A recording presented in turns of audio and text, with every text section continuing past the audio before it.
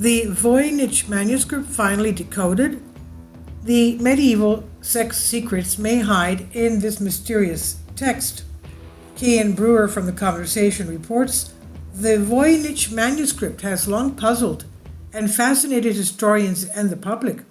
This late medieval document is covered in illustrations of stars and planets, plants, zodiac symbols, naked women, and blue and green fluids, but the text itself, thought to be the work of 5 different scribes, is ciphered and yet to be understood. In an article published in Social History of Medicine, my co-author Michelle Lewis and I propose that sex is one of the subjects detailed in the manuscript, and that the largest diagram represents both sex and conception. Late medieval sexology and gynecology. Research on the Voynich manuscript has revealed some clues about its origin. Carbon dating provides a 95% probability the skins used to make the manuscript come from animals that died between 1404 and 1438. However, its earliest securely known owner was an associate of Holy Roman Emperor Rudolph II, who lived from 1552 to 1612, which leaves more than a century of ownership missing. Certain illustrations, the zodiac symbols, a crown design, and particular shape of a castle wall called the swallowtail merlon, indicate the manuscript was made in the southern Germanic or northern Italian cultural areas. One selection contains illustration of naked women holding objects adjacent to or oriented towards their genitalia. These would not belong to a solely herbal or astronomical manuscript. To make sense of these images, we investigated the culture of late medieval gynecology and sexology, which physicians at the time often referred to as women's secrets, quote unquote. First, we looked at Bavarian physician Johann Hartlieb, 1410 to 1468, who lived around the time and place of Voynich manuscript was made.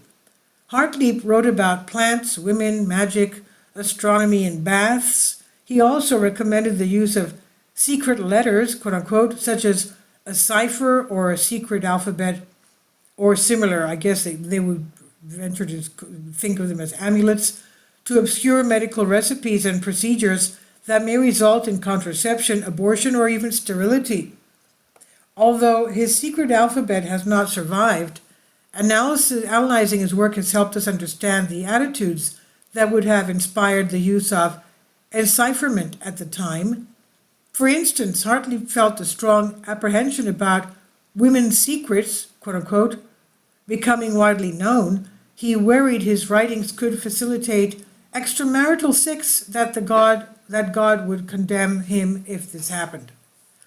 In his unciphered writings, he either refuses or hesitates to write about certain topics, such as postpartum vaginal ointments, women's sexual pleasure, claims of women giving birth to animals, the correct coital position for conception, libido-altering dietary advice, and information about poisons, hallucinogenic, contraceptive, or abortive plants. And writing for male aristocrats in vernacular, Bavarian rather than academic Latin, Hartlieb says such knowledge should be restricted from sex workers, commoners, children, and in some cases from women themselves, who are becoming increasingly literate. As a man who valued heterosexual marriage and women's modesty, and who condemned lust, promiscuity, and prostitution, he was perfectly conventional for his milieu. The censorship, if such attitudes were widespread back then, was the censorship of women's secrets also widespread? The short answer is yes. During our research, we decoded a number of ciphers from this period, but none from the Voynich manuscript. The longest was 21-line cipher from late medieval northern Italy that obscured a recipe with gynecological uses, including abortion. We also found many examples of authors self-censoring or of readers erasing or destroying information in gynecological or sexological texts. Censors would often only obscure a few words, using general terms or plant names in recipes, but sometimes they would remove entire pages or chapters.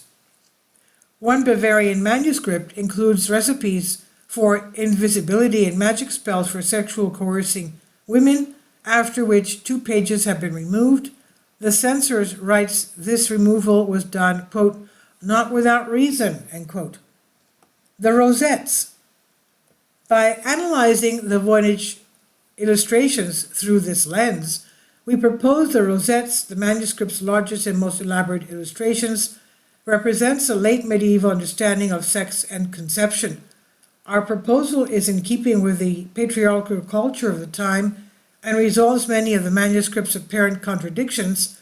It also allows us to identify several of the illustration's features.